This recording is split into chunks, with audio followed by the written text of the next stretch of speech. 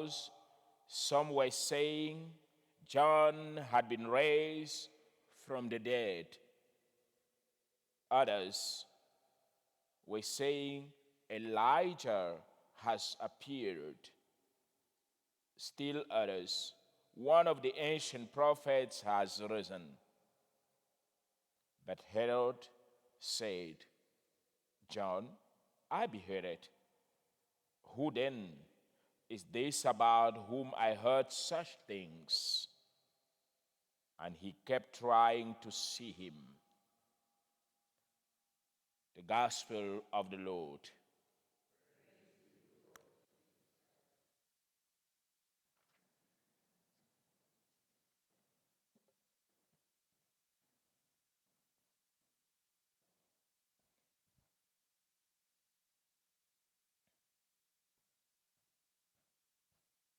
Good morning.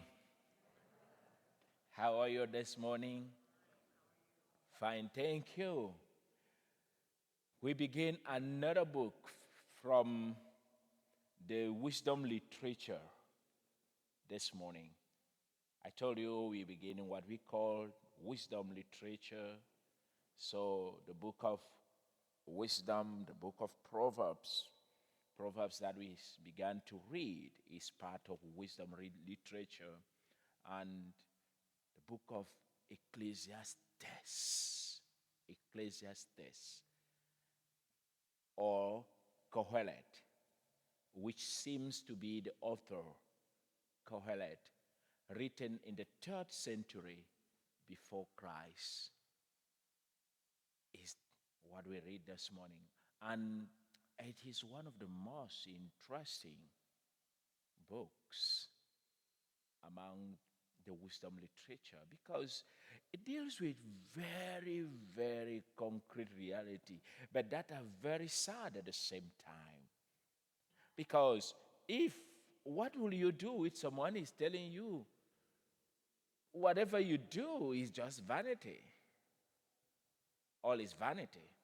Or let's say you go and try something there and someone tell you, there's nothing new that you did. Everything that you're doing, people have already done that. It's just that our memory is short and we can't remember or we can't recall. And this also, first of all, it shows that we are very limited. We are very, very, very limited. And then the second thing is, we are not the author of life and the creation. There is someone else definitely who is above all and who is above everything, and whose honor and glory should be manifest in every doing and in every kinds of, I would say, whatever that we do. And that's what vanity of vanity just simply means. Everything we do is in vain if it doesn't have God as a focus. If what you're doing right now doesn't have God as the focus, you are doing it in vain because it's just vanity. Constructions, innovation, building, all kinds of things you need to do, if they don't serve for the glory of God, of course we know they are just going to be temporary.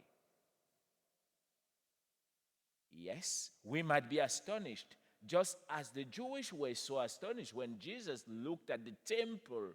He looked at it, he said, look at this temple, how beautiful it is. One of the most beautiful monuments in the world. But there will be no stone left over a stone. Everything will be dismantled and everything will disappear.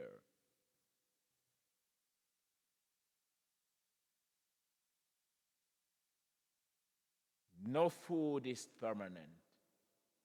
No car is permanent. No building is permanent. No transportation is permanent.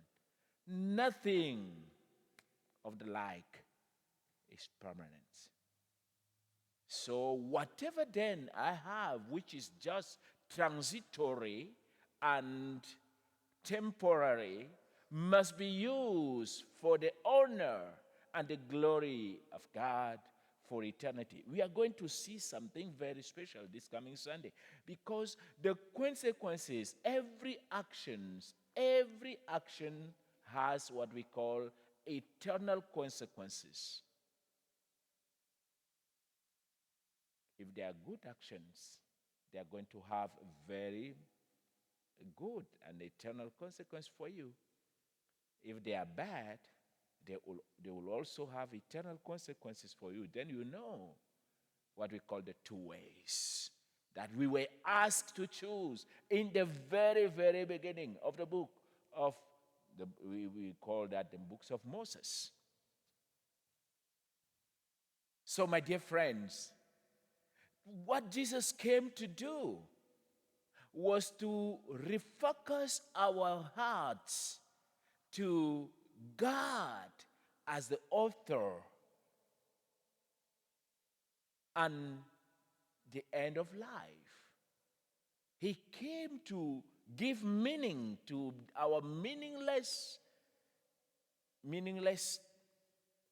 occupations, because people sometimes attach themselves so much to the world, to the worldly things, forgetting the true goal and the ends of their lives. It is that attachment that's a problem. So the book of Kohelet is like reminding us this reality, that there will be nothing permanent on this world. Eternal destiny is only a way out of this world, very far from this world. So the direction of Jesus, we hear it today.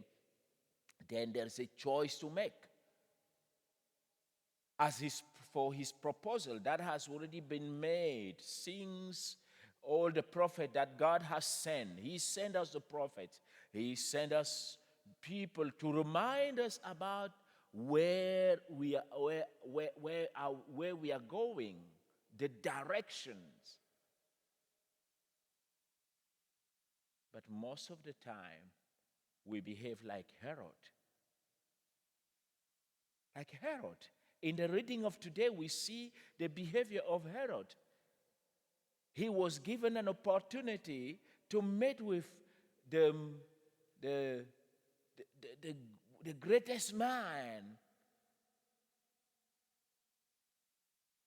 born among women, John the Baptist.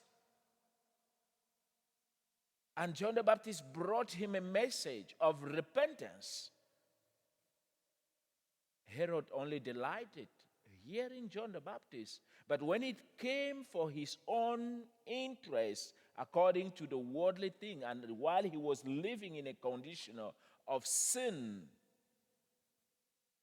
having taken Herodias, the wife of Philip, who is his brother, and John gave him an opportunity to change his heart and not to focus into sin.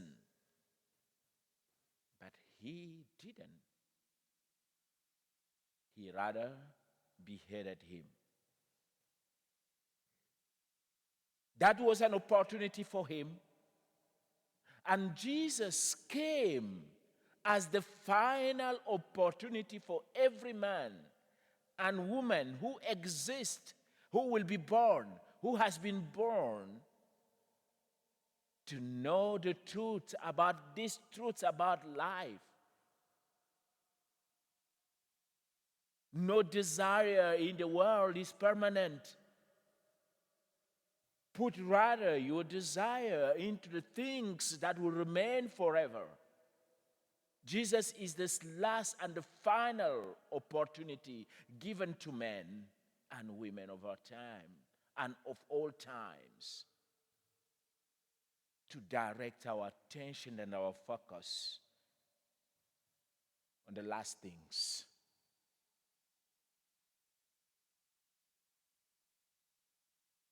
Everyone has this second chance in his life. And most of the time, we do not seize these opportunities. And God speaks to us straight through the events of life.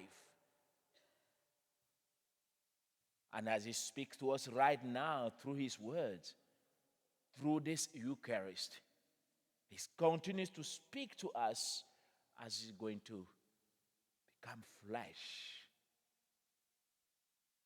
We ought to seize the opportunity given to us. Otherwise, tomorrow will be too late. Let's never miss this opportunity that we are given to be in His holy presence and to remain forevermore. My friends, my sisters, my brothers, all is vanity. All is vanity.